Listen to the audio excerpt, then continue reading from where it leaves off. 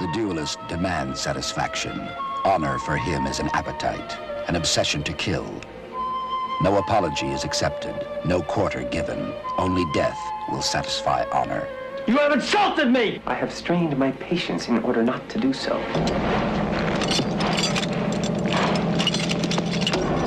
And I demand an apology. Strife without reason, a quarrel pursued for its own sake. Ferro intends to kill you. Gentlemen, prepare to advance. Nobody understands why you fight with Armand. I believe you feed your spite on him with no more sense than a nasty, blood-sucking louse. If he so earnestly desires to kill me, he will kill me. Damn it, kill him.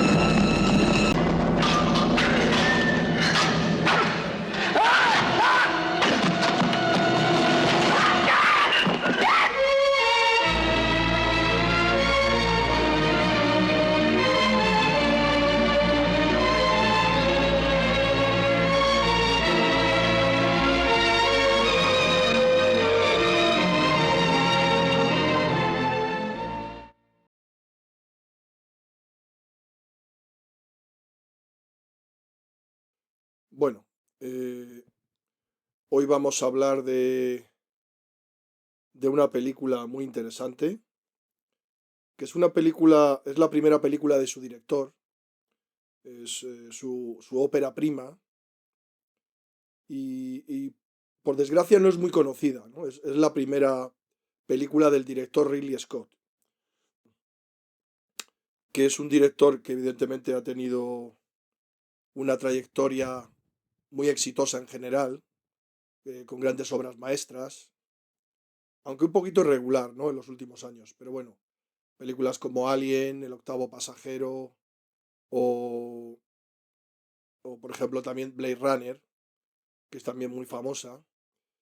Pero esta es una película que para mí está a la altura de esos dos grandes clásicos, y por una razón además especial, porque es una película que con un argumento o una historia muy simple consigue hacer una gran película, que para mí, en mi opinión, es una obra maestra.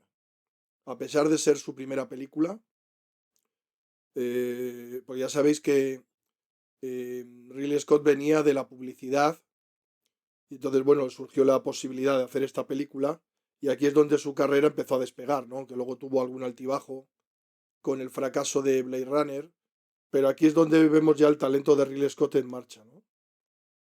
Y además me gusta también porque es este concepto que a veces ha quedado un poquito desacreditado por los críticos de el director realizador, ¿no? Porque siempre se busca en las películas, sobre todo hoy día, entre los críticos, hay una cierta obsesión por el tema de la autoría, ¿no? Que todas las películas tienen que tener sello de autor, que como todos sabemos esto viene de la Nouvelle Vague y del concepto de autor que se empezó a crear ahí, aunque luego en Estados Unidos lo difundió críticos como Andrew Sarris.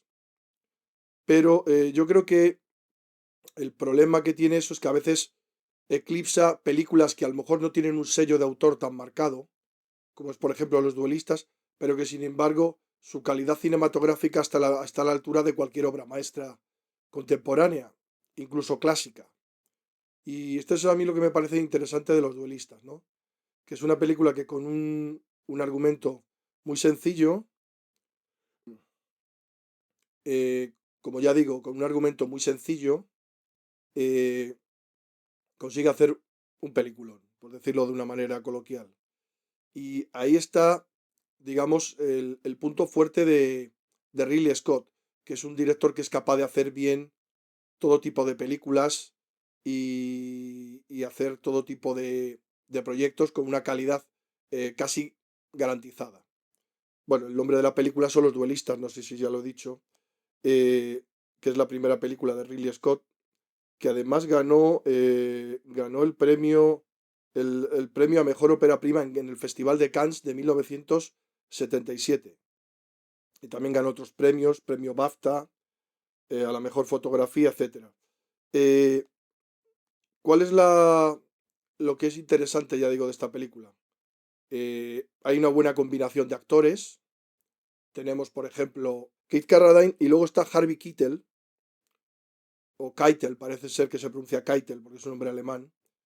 Harvey Keitel, como dicen ellos, que es un actor extraordinario, ¿no? Que ya se ve que es un actor muy, no digamos del método, pero es un actor de estos con una personalidad muy potente, ¿no? Como podía ser un George Scott, o como puede ser, por ejemplo, eh, no sé, por ejemplo, el villano en la película de First Blood, Acorralado, ¿no? Que era un actor también de teatro. Estos actores como Robert Shaw también, que son actores con una presencia muy potente en cámara.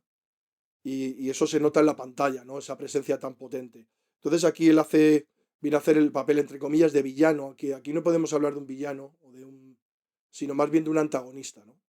Es un duelo entre el protagonista, que es Keith Carradine, y luego el antagonista, que es el personaje que hace Harvey Keitel.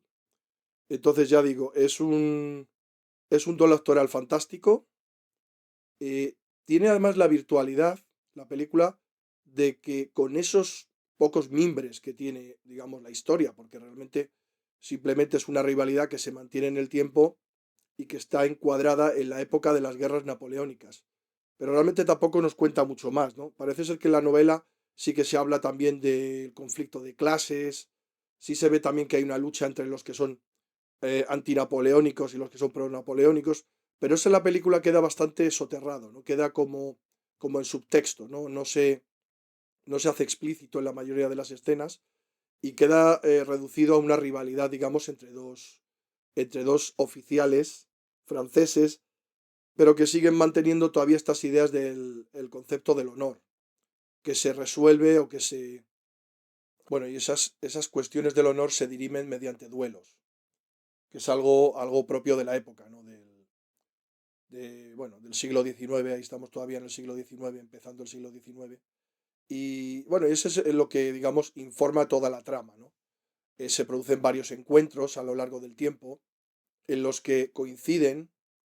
Luego hay una peculiaridad que, bueno, tampoco hace falta desvelar, pero tampoco es un spoiler, que evidentemente si los dos tienen el mismo grado militar, no pueden, perdón, pueden hacer duelos si tienen el mismo grado en el momento del duelo. Si uno de ellos es un superior, no pueden llevar a cabo el duelo porque evidentemente se supondría una insubordinación respecto del superior, ¿no? En este caso. Entonces, bueno, se juega también un poco con eso, ¿no? Con los ascensos y promociones militares de los dos para ver cuándo es adecuado, cuándo se puede hacer el duelo, cuándo no se puede, etcétera.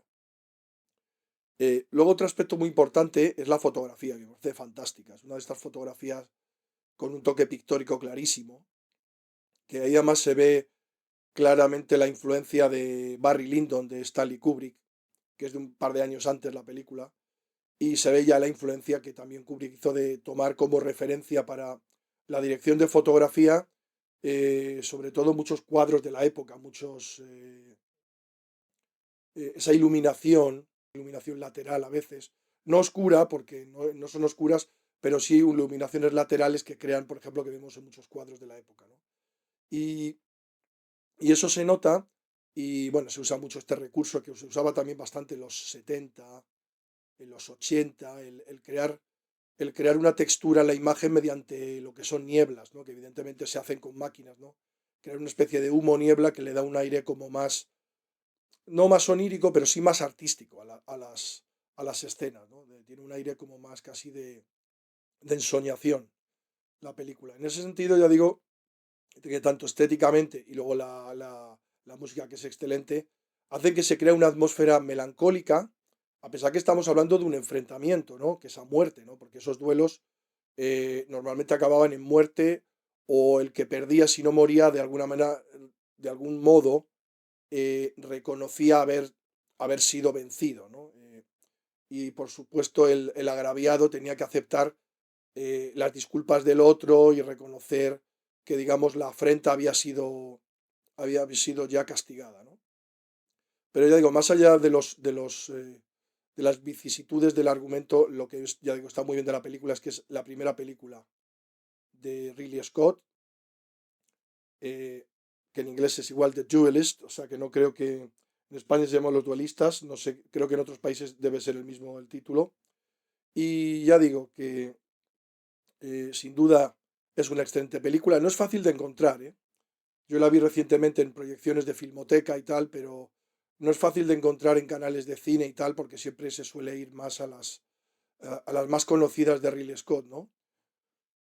Como por ejemplo eh, Blade Runner, Alien el octavo pasajero, eh, otras más recientes, por ejemplo, como Gladiator, o incluso, no sé, estas últimas que vemos más, estos estrenos más recientes que hemos visto últimamente, ¿no? Por ejemplo, el último duelo, etcétera. Ya digo, es una película excelente, la fotografía es fantástica, la banda sonora le da un toque melancólico a la película, a pesar de que, ya digo, es una película sobre un duelo realmente, sobre una rivalidad entre dos caballeros, entre comillas, porque ese concepto de caballerosidad y de honor, el que es el que se usaba en la época, el que son dos oficiales, y Ridley Scott, y esto es lo más interesante de la película, consigue lo que para mí es lo que podríamos llamar una película de director, donde el guión no es tan importante, pero sí es importante ver cómo consigue con ese material tan básico, no malo, pero es un material muy básico, porque realmente la historia no tiene apenas personajes secundarios, son dos protagonistas, el antagonista y el protagonista, pero no hay prácticamente más que algunos secundarios, pero que no tienen mucho peso en la trama, consigue elevar la película y mantenerte durante 2 horas totalmente pegado a la butaca, atrapado, viendo la película. Y eso es muy difícil hacerlo. Es decir, eso ahí demuestra el talento de un director, que luego podemos discutir si luego se ha vendido un poco al éxito fácil o se ha relajado en los últimos años, pero sí hay que reconocerlo. Incluso para los que no somos especialmente partidarios de Ridley Scott, nos tenemos que rendir ante la evidencia, ¿no? Y es que de esas películas Ridley Scott estaba pletórico de ingenio y de energía, y ya digo, consigue elevar una historia que es en el fondo muy sencilla, pues la convertirla en un clásico del cine realmente, y que es una pena, ya digo, que esta película no se conozca más. Pero bueno, eso es todo, y espero que si podéis ver la película, pues la busquéis o en alguna reposición, en plataformas, en canales de cine, etcétera, para poder verla porque realmente os sorprenderá. Pues muchas gracias.